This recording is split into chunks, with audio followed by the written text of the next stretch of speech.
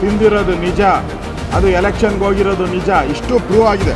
ಅವ್ರ ಮೇಲೆ 4 ಕೇಸ್ ಇದೆ, 3 CBI 1 ED ಕೇಸ್. ಏನೂ ಇಲ್ಲ, ಬರೀ ಸ್ಟೇಟ್ಮೆಂಟಲ್ಲೇ ಸರ್ಕಾರ ನಡೆಸ್ತಾ ಇದ್ದಾರೆ ಇವರು.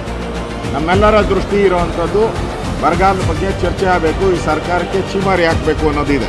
ಆದರೆ ಕಳಂಕಿತ ಮಂತ್ರಿಯನ್ನು ಇಟ್ಕೊಂಡು ಈ ಕಳಂಕಿತ ಮಂತ್ರಿಯನ್ನು ಕೈ ಬಿಡದೆ ಇವರೇ ಮಂತ್ರಿಮಂಡಲದಿಂದ ಕೈಬಿಟ್ಟು 187 ಕೋಟಿ ಲೂಟಿ ಆಗಿರೋದು ನಿಜ ಅಲ್ಲಿದ್ದಾರೆ. ಆದರೆ ರಾಜ್ಯ ಸರ್ಕಾರ ಇದುವರೆಗೂ ಒಂದೇ ಒಂದು ನಯಾ ಪೈಸೆನೂ ಬಿಡುಗಡೆ ಮಾಡದೆ ರೈತರಿಗೆ ದ್ರೋಹ ಬಗೆತಾ ಇದೆ. ಇನ್ನು ಬರಗಾಲ ಅಂತ ಘೋಷಣೆ ಮಾಡಿಲ್ಲ. ನಾಳೆ ಏನೋ ವರದಿ ಏನೋ ಬರಗಾಲದ ಬಗ್ಗೆ ನಾಳೆ ಪರಮೇಶ್ವರ್ ಅವರು ಸ್ಟೇಟ್ಮೆಂಟ್ ಕೊಡೋರಿದ್ದಾರೆ. ನಾಳೆ ಯಾವ ಪುರುಷಾರ್ಥಕ್ಕೆ ಸ್ಟೇಟ್ಮೆಂಟ್ ಕೊಡ್ತೀರಾ? ನೀವು ಬರಗಾಲನ ಅಂತಲೇ ಘೋಷಣೆ ಮಾಡ್ದಿರಾ ಸ್ಟೇಟ್ಮೆಂಟ್ ಮಾಡಿ ಏನು ಉಪಯೋಗ? ಅದರಿಂದ ಸ್ಟೇಟ್ಮೆಂಟ್ ಮಾಡಿದ್ರೆ ನೀವೇನು ಹಣ ಬಿಡುಗಡೆ ಮಾಡಿದ್ದೀರಾ?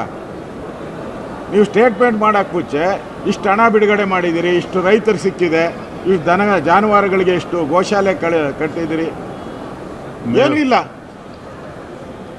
ಇಲ್ಲ. ಬರೀ ಸ್ಟೇಟ್ಮೆಂಟಲ್ಲೇ ಸರ್ಕಾರ ನಡೆಸ್ತಾ ಇದ್ದಾರೆ ಇವರು. ನಾವು ವಿಧಾನಸಭೆ ಒಳಗಡೆನೆ ಇದನ್ನು ಚರ್ಚೆ ಮಾಡಬೇಕು ಅಂತ ನಾವು JDS ಅವ್ರ ಜೊತೆನೂ ಕೂಡ ಮಾತುಕತೆ ಮಾಡಿದ್ದೀರಿ. ಕುಮಾರಣ್ಣ ಅವ್ರ ಜೊತೆನೂ ಕೂಡ ಸಮನ್ವಯ ಸಮಿತಿಯಲ್ಲಿ ಮಾತಾಡಿದ್ದೀರಿ. ಇವತ್ತು ರೇವಣ್ಣವರು, ನಮ್ಮೆಲ್ಲ ಕೃಷ್ಣಪ್ಪನವರು ಎಲ್ಲರೂ ಕೂಡ ನಾವು ಇವತ್ತು ಚರ್ಚೆ ಮಾಡಿದ್ದೀರಿ. ನಿಲುವಳಿ ಸೂಚನೆಯೂ ಕೂಡ ಸನ್ಮಾನ್ಯ ರೇವಣ್ಣವರು ಇವತ್ತು ಬರಗಾಲದ ಬಗ್ಗೆ ಕೊಟ್ಟಿದ್ದಾರೆ. ಆದರೆ ನಮ್ಮೆಲ್ಲರ ದೃಷ್ಟಿ ಇರುವಂಥದ್ದು ಬರಗಾಲದ ಬಗ್ಗೆ ಚರ್ಚೆ ಆಗಬೇಕು, ಈ ಸರ್ಕಾರಕ್ಕೆ ಚೀಮಾರಿ ಹಾಕಬೇಕು ಅನ್ನೋದಿದೆ.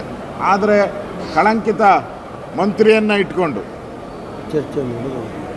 ಈ ಕಳಂಕಿತ ಮಂತ್ರಿಯನ್ನು ಕೈ ಬಿಡದೆ ಇವರೇ ಮಂತ್ರಿಮಂಡಲದಿಂದ ಕೈಬಿಟ್ಟು 187 ಕೋಟಿ ಲೂಟಿ ಆಗಿರೋದು ನಿಜ, ತಿಂದಿರೋದು ನಿಜ, ಅದು ಎಲೆಕ್ಷನ್ಗೆ ಹೋಗಿರೋದು ನಿಜ, ಇಷ್ಟು ಪ್ರೂವ್ ಆಗಿದೆ. ಅವ್ರ ಮೇಲೆ 4 ಕೇಸ್ ಇದೆ, 3 CBI 1 ED ಕೇಸ್ ಇದೆ. ಇಷ್ಟಿದ್ರೂ ತಗೊಳ್ಳೋ ಅವಶ್ಯಕತೆ ಏನಿತ್ತು?